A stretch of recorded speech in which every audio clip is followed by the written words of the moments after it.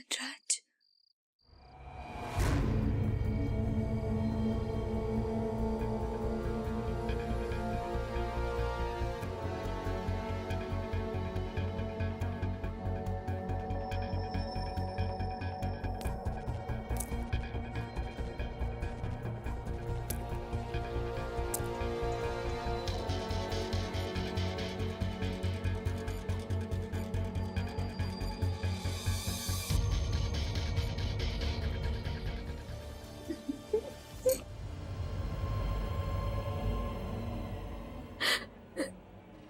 कहाँ थे तुम?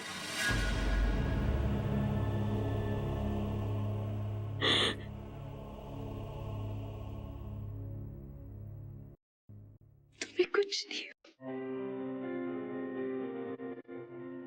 मुझे पता था तुम छोड़ कर नहीं जाओगे।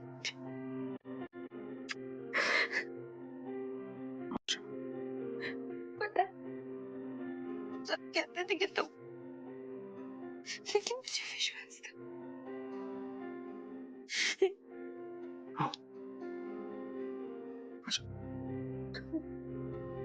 यहाँ क्या कर रहे हो?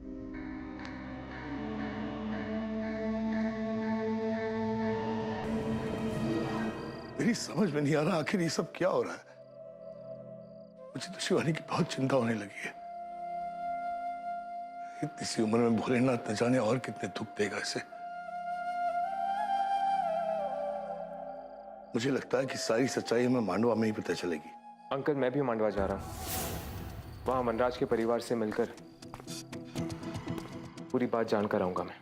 राहुल, ये मैं भी का क्या मतलब?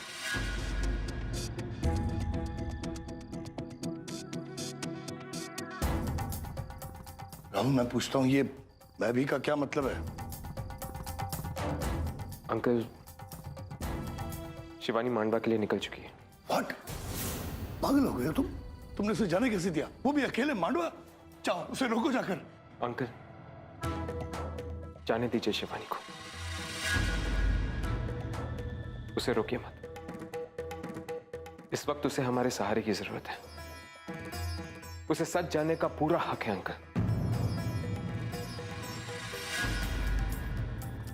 आज फिर एक बार तुमने शिवानी को जाने तो दिया, लेकिन आज भी मेरा दिल तुम्हारे इस फैसले के खिलाफ है राहुल।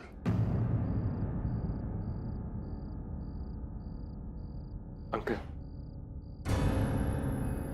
मैं शिवानी को बार बार अकेले जाने नहीं दूंगा। मैंने आपसे कहा है ना, मैं भी मांडवा जा रहा हूं। अंकल आंटी, एक बार मैं शिवानी को खो चुका हूं, अब दोबारा नहीं खोना चाहता। मैं साए की तरह उसके पीछे रहूंगा। अगर यही बात थी तो तुम उसके साथ क्यों नहीं चले गए? आंटी, आप तो जानती हैं कि शिवानी कितनी जिद्दी है। अगर मैं उसे अकेले जाने नहीं देता तो पता नहीं वो क्या करती। शिवानी को कुछ हो गया तो? अंकल, मेरा यकीन कीजिए, शिवानी को कुछ नहीं होगा। फिर भी मैं इंस्पेक्टर मल्होत्रा को फोन कर देता हूँ। हाँ बेटा, हाँ। जरूरत पड़ने पर वो मदद के लिए आ जाएंगे। ओके अंकल, मैं चलता हूँ। बेटे, शिवानी का ख्याल रखना और हाँ, अपना भी। जी। God bless।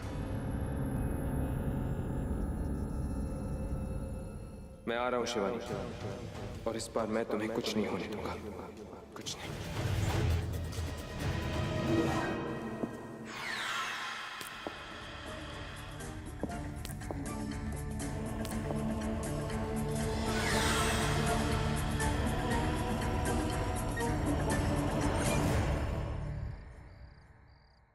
तो ये सब क्या कह रहे थे?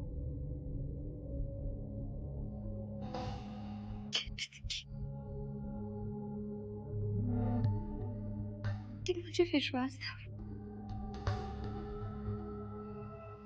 मैं जानती थी, जानती थी कि तुम मुझे छोड़कर कभी नहीं जाओगे।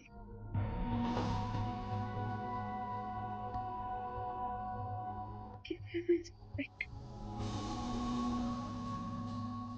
उसने तो कहा कि तुम 1 साल पहले मोहम्मद राज, मैंने अपनी आंखों से तुम्हारी लाश देखी है।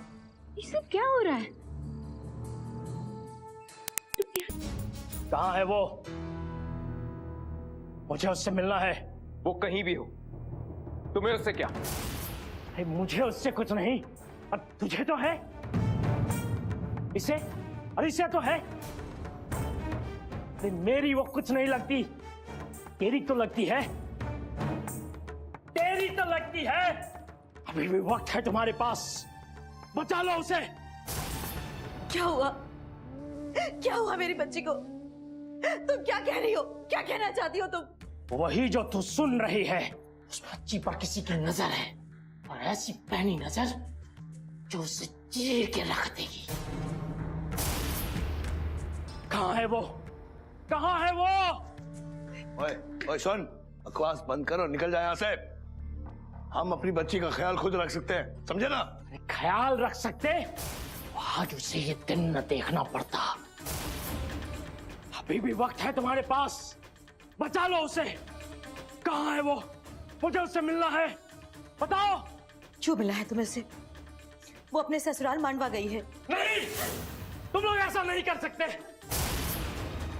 अरे वो शापित गांव है, अरे वहां से आज तक कोई भी वापस नहीं आया, तो वो कैसे आएगी? नहीं। लक्ष्मी, अपना ड्रामा बंद कर और चली जाए ऐसे। राहुल एक मिनट, राहुल ये ऐसे नहीं मानने वाली, इसे धक्के मार के बाहर निकालो, और अगर नहीं मानी तो पुलिस को बुला लो। अरे मुझे तो धक्के मार के निकाल दोगे, पर अपनी किस्मत का क्या करोगे? वो नहीं बचेगी। अभी भी वक्त है तेरे पास, बचा ले उसे। राहुल तुमने सुना नहीं, धक्के मार के निकालो उसे। चलो। राहुल, तू उसे कैसे मरने दे सकता है? तू तो उसे प्यार करता है राहुल, बचा ले उसे। अभी भी वक्त है तेरे पास, बचा ले उसे। चलो निकलो यहाँ से। राहुल, निकल जाओ यहाँ से।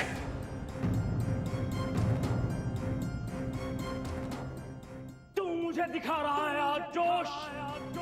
अरे एक दिन ऐसा ना हो कि उड़ जाए तेरे ही होश।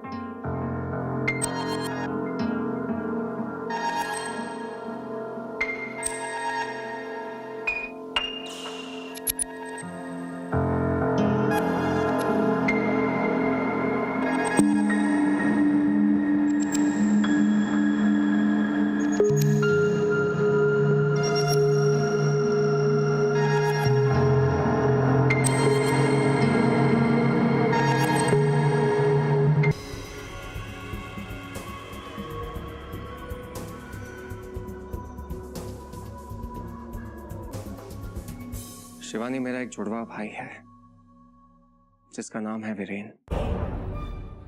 भगवान ने हमें शक्ल सूरत तो एक जैसी दे दी है,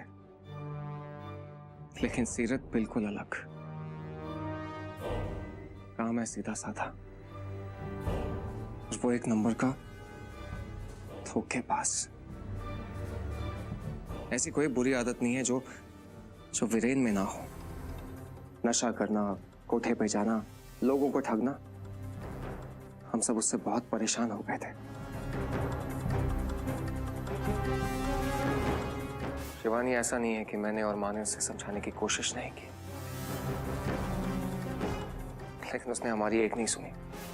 आज से 2 साल पहले उसने अपने जुए की लत में उसने हमारी इस हवेली को गिरवी कर दिया। जब लोग घर पर आए तब हमें पता चला कि असली कहानी क्या है और वीरेन ने क्या किया है। बड़ी मुश्किल से मैंने अपनी इस पुश्तैनी हवेली को बचाया। उसके बाद मैं एक माँ का बेटा तो बना रहा,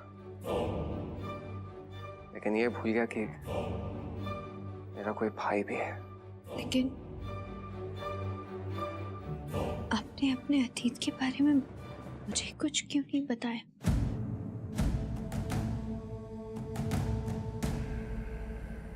क्या बताता मैं शिवानी,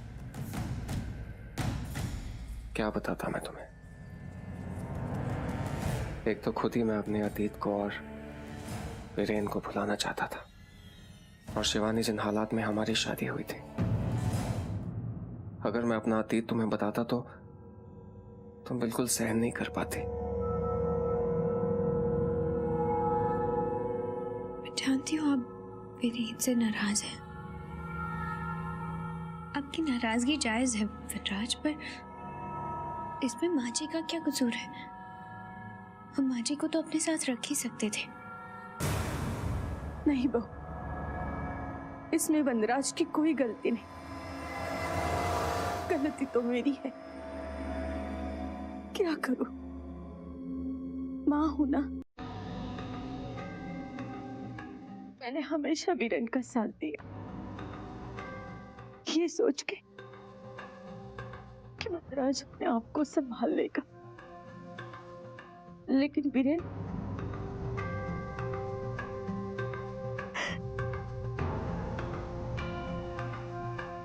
आज से 1.5 साल पहले मेरा और वीरेन का बहुत बड़ा झगड़ा हुआ था। वीरेन ने अपनी सारी हदें पार कर ली थी। झगड़ा? ऐसा क्या किया था वीरेन ने? वीरेन को पैसों की सख्त जरूरत थी और मेरे हम शक्ल होने का उसने फायदा उठाया। मेरे मरने का छोटा स्वांग रचा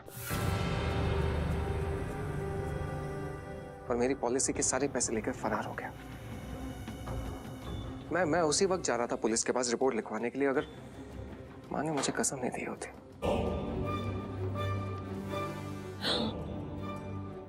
मैंने ही वनराज से किसी को कुछ बताने के लिए मना किया था और अपने आप से बहुत दूर मुंबई भेज दिया। लेकिन विधि का विधान तो देखो, जो झूठ वीरेन ने 1.5 साल पहले बोला था वो आज सच हो गया। 3 दिन पहले वीरेन एक कार एक्सीडेंट में। यानी जो लाश मैंने देखी थी वो आपकी नहीं थी? वो लाश वीरेन की थी? जो हो गया वो हो गया। इस सब में कहीं ना कहीं गलती मेरी भी थी। मुझे आपको ऐसे छोड़ के नहीं जाना चाहिए था। वनराज, इतना सब कुछ हो गया, आपने एक बार भी मुझे बताना जरूरी नहीं समझा? मुझे माफ कर दो शिवानी। हमारी एनिवर्सरी के दिन मैं घर के लिए निकल चुका था और माँ का फोन अचानक आ गया। वो बहुत घबराई हुई थी।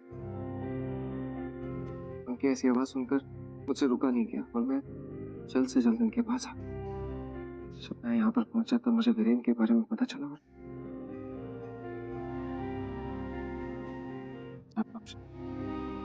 गलती मेरी।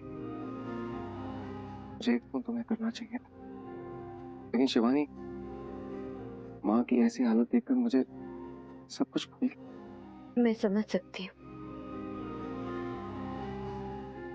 आपने जो कुछ भी किया ठीक किया, लेकिन आप नहीं जानते कल का एक दिन मुझ पर कैसे बीता है।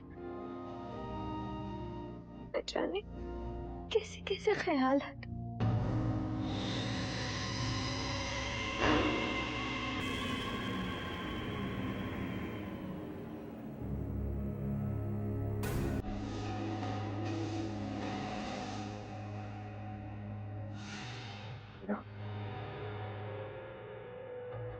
ये मीरा है, मेरी भाभी,